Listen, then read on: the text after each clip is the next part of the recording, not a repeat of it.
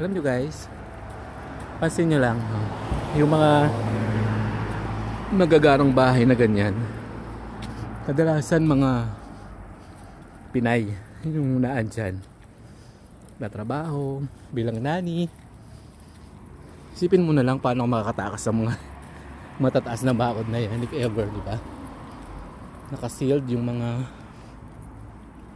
bahay nila, and talagang palakasan na lang talaga ng panalangin.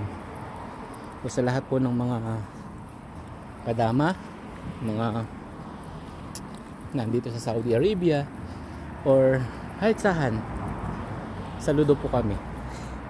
Bilang OFW, mahirap talaga maging